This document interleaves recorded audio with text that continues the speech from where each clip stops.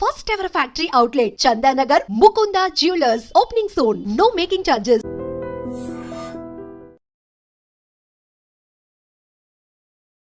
Welcome to I dream. గతంలో గ్రామాల్లో ఉన్న పరిస్థితుల ప్రభావంతోనో లేదా భావజాల ప్రభావంతోనో కొంతమంది యువకులు అడవిబాటు పట్టారు. అడవిలో వెళ్ళి అక్కడ పేద ప్రజల అభివృద్ధి కోసం నిరంతరం కృషి చేసేవారు. వాళ్ళు చేసే పని వల్ల ప్రభుత్వాల కిందకు వచ్చి పేద ప్రజలకి మౌలిక సదుపాయాలు కల్పించాయి అనే విషయంలో ఎలాంటి సందేశం లేదు. ఆ విధంగా వాళ్ళు కృషి చేయబట్టే ప్రభుత్వాల కిందకు దిగాయి. ఆ విధంగా అడవిలో ఉన్న వాళ్ళు కొంతకాలం తర్వాత వ్యక్తిగత కారణాలతోనూ లేదా పార్టీల విభేదాలతోనూ లేదా మరో ఇతర సమస్యలతోనూ జనజీవన స్రవంతులు కలిశారు. ఆ విధంగా కలిసిన వారిని పరిచయం చేసే ఈ కార్యక్రమంలో ఈ వారం మన గెస్టు ఇద్దరు దంపతులు. ఒకరు రాజారాం అలియాస్ బోయి నరేంద్రబాబు, మరొకరు తన సహచరిణి నిర్మలక్క అలియాస్ పద్మక్క. రాజారాం అన్నైతే దాదాపు ఒక 92 నుంచి 2005 వరకు అక్కడే ఉన్నారు. అక్క కూడా 5 సంవత్సరాలు పనిచేశారు. ఎటువంటి పరిస్థితుల్లో వాళ్ళ ప్రభావం అందులోకి వెళ్ళారనే విషయం వాళ్ళని తెలుసుకున్నాం. అయితే ఇందులో రాజారాం అన్న బుక్స్ చదివి 6వ క్లాస్ నుంచే బుక్స్ చదివి అటువైపు వెళితే అక్క వాళ్ళ కుటుంబంలో నుంచి చూసి పెరిగి అటువైపు వెళ్ళారు. వీళ్ళిద్దరూ వీరు వేరే వేరే కారణాలతో పార్టీలకు వెళ్ళినా పార్టీ మాత్రం ఇద్దరిని కలిపి ఒక దంపతులు చేసింది. వాళ్ళు పార్టీలకు వెళ్ళిన తర్వాత పేద ప్రజల కోసం ఏం చేశారు, ఎందుకు బయటకు వచ్చారు. సాధారణంగా బయటకు వచ్చిన మాజీ నక్సలు అందరూ కూడా దందాలు చేస్తుంటే వీళ్ళు మాత్రం ఆ కోవను ఎంచుకోకుండా మాజీలందరికీ ఒక సంఘంగా ఏర్పాటు చేసి ధరణి అనే ఒక సంస్థను ఏర్పాటు చేశారు.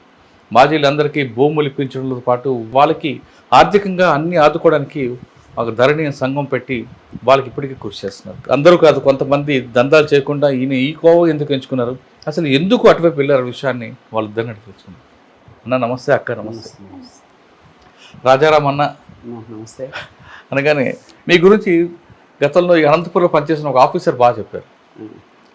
ఇక్కడ పనిచేసి వెళ్ళిపోయిన ఎస్పీ గారు, అంటే మీకు ఇప్పుడు రివీల్ చేస్తున్నా, పేరు చెప్పకూడదు నేను. సాధారణంగా అన్నలు అనగానే అందరూ తుపాకులు పట్టుకొని తిరుగుతారు, ఏదో చేస్తారు, సెటిల్మెంట్ చేస్తారు అనుకుంటారు. కానీ రాజారాం అని మా దగ్గర అనంతపూర్లో ఒక ఆయన ఉన్నారు. ఆయన ఎప్పుడైనా కలవండి. ఆయన అసలు రాయలసీమలో పార్టీ ఎందుకు పెట్టింది, పార్టీ ఇక్కడ ప్రారంభం అవడానికి, పార్టీ నిష్కరణకి కారణం ఆయన చెప్తారని ఒక 20 సంవత్సరాల క్రితం మీ గురించి చెప్పారు. కానీ తర్వాత మీకు నాకు కుదరకపోవడం, ఈ సందర్భంలో మా అక్క సుశీలక్క ద్వారా వాళ్ళు మీరు కలిశారు. ఎస్పీ గారు అంటే నాకు తెలిసి మీరు పేరు చెప్పలేదేమో, నేను చెప్పమంటే చెప్తా. నేను చెప్తా తర్వాత.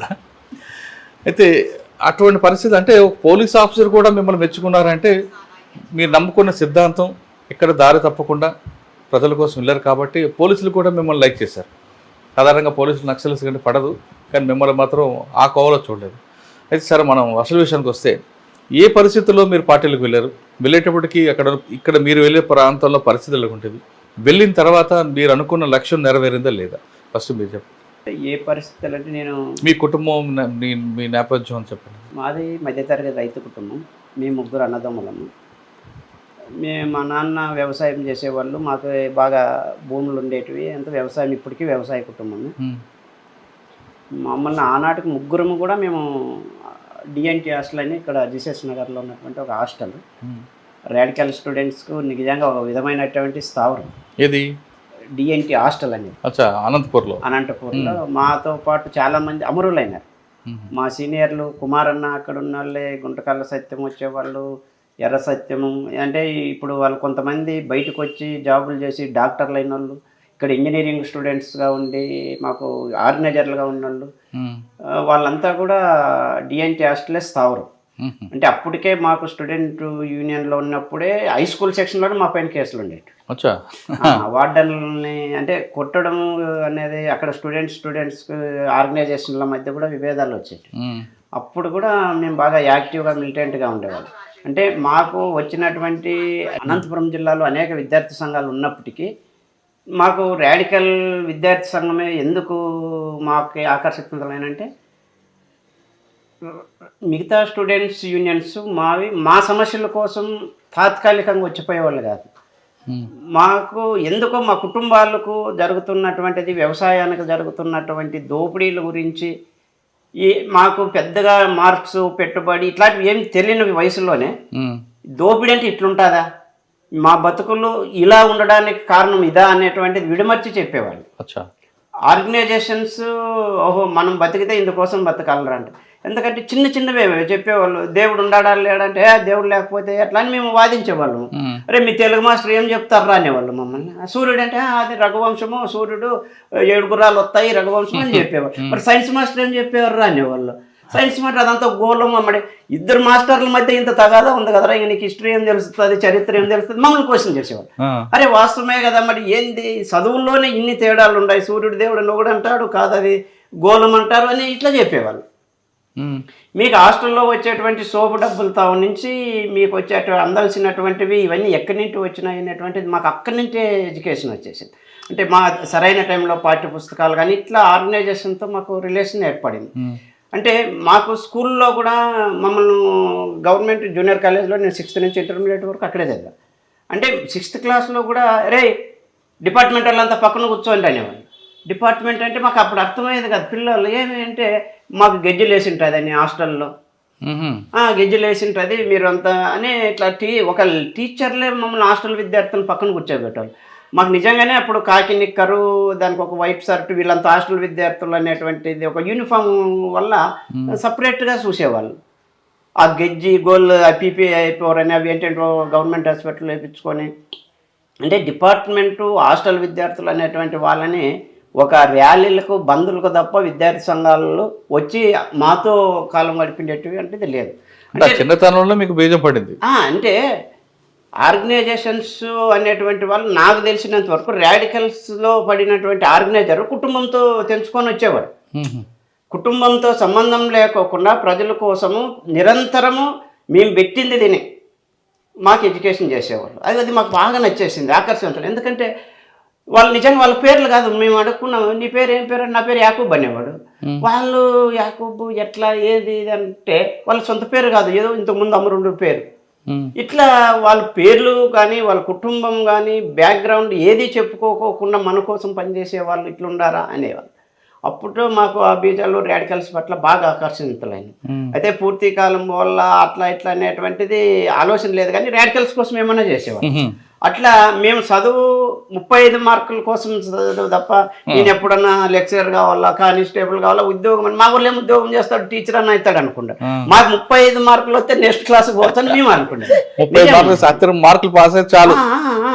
10th క్లాస్ ఫెయిల్ అయిన నుంచి చాలా బాధపడ్డాము. అనంతపురంతో 10th క్లాస్ ఫెయిల్ అయినామనేది లింక్ కట్ అయిపోయింది, రాడికల్తో లింక్ కట్ అయిపోయింది.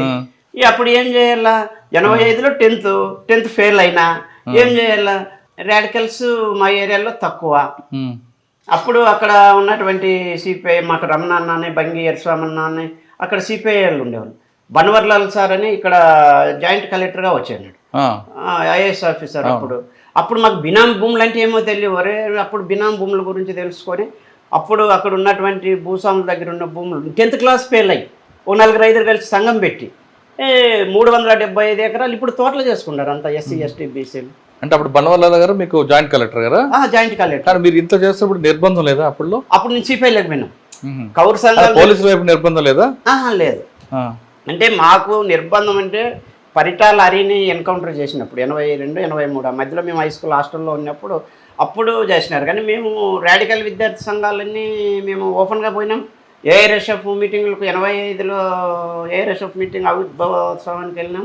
మళ్ళీ ఇక్కడ ఆర్ఎస్యు మహాసభలు జరిపినాం. అప్పుడు గద్దరు గారు వచ్చినప్పుడు అన్ని కార్యక్రమాల్లోనూ, ధర్మారంలో ఆర్ఎస్యు మహాసభలు జరిగినప్పుడు అన్నిట్లోనూ జరిగినాయి. అంటే దళాల దగ్గర యూజీ కామ్రేడ్స్తో కూడా మేము ఆర్ఎస్యు కార్యక్రమాలు చేసినాము. మళ్ళీ ఇక్కడ లీగల్గా కూడా చేసాం. అన్న అదే సమయంలో పరిటాల శ్రీరాములు గారు కూడా ఉన్నారు కదా, చనిపోయాడు మీరు వచ్చేసరికి. కానీ పరిటాల హరి మాత్రం ఉన్నారు. హరి వచ్చేవాడు, హాస్టల్కి వచ్చేవాడు. రాడికల్ విద్యార్థి సంఘం అంటే ఇక్కడ సాయినగర్లో కాలేజ్ హాస్టల్ అని ఉన్నింది. అక్కడికి ఉన్నటువంటి వాళ్ళు యూజువల్లో. ఎందుకని హరిని చంపారు? ఎవరు చంపారు? ఎలా చంపారు? చరిత్ర ఒకసారి చెప్పండి. అంటే కరెక్ట్ నాకు తెలియదు, కానీ భూమి సమస్యలో పేదల వైపు నిలబడ్డాడు హరి. అక్కడ ఏదో ఎన్కౌంటర్ జరిపినాడు, అక్కడ పోలీసు వాళ్ళతో చేయించినారు అక్కడ అనేటువంటిది ఒకటి ఉంది. పూర్తి వివరాలు చిన్న వయసు కదా, మరి కూడా అంత పెద్దగా దాని గురించి ఏమి తెలియదు. అంటే మీకు 6వ క్లాస్ నుంచే మీకు మైండ్లో బీజం పడింది, అది 10వ క్లాస్ వరకు కొనసాగింది. 10 తర్వాత దళంతో ఇప్పుడు మీకు సంబంధాలు ఏర్పడ్డాయి. అంటే 10 అక్కడ భూములు పంచుతున్న రాడికల్ నాయకత్వం కింద ఇక్కడ ఆర్గనైజర్లు అంతా మా సీనియర్లు జూనియర్లు ఇక్కడ ఉన్నారు. నేను 10th ఫెయిల్ అయిన తర్వాత అక్కడ అయిపోయి నుంచి మళ్ళా మా వాళ్ళు ఎట్లన్నా చదివేయాలని యుద్ధం చేసి 4 ఏళ్ళకో 5 ఏళ్ళకో దాన్ని 10th కంప్లీట్ చేసుకొని మళ్ళీ ఇక్కడ ఆర్ఎస్సీలో కాలేజ్ చేరడం ఆర్ఎస్సీ కోసమే. మేము చదివి కన్నా 35 మార్కులు కాపీరేట్లు మసగా కొట్టినాము, ఏదో ఒకటి క్లాస్ టు క్లాస్ మారాల అంతే. అందులో నాకు అటాచ్మెంట్ మా అత్తతో బాగుండేది. నాకు పిల్లప్పుడే మా అమ్మ చనిపోయింది, నన్ను పెంచుకున్న తల్లి నేను కనుపల్లి గదిలో రాసిన ఆమె గురించి. మా అమ్మ చనిపోయిన తర్వాత మా అత్తే నన్ను పెంచి పెద్ద చేసి పిల్లలేని మా అమ్మాయి కన్నా ఎక్కువ అనలేదు. ఆమె అటాచ్మెంట్ ద్వారా కొద్దిగా యూజీకి పోలేకపోయా. ఇక్కడ మా జిల్లా మీకు రాడికల్స్ సంబంధాలు కొనసాగుతున్నా దళంతో ఎప్పుడు మీకు పరిచయం ఏర్పడింది? దళాలు ముందు నుంచి ఉన్నాయి పరిచయం. నేను పూర్తిగా దళాలు లేకపోవాలన్నా కూడా తీసుకోలే.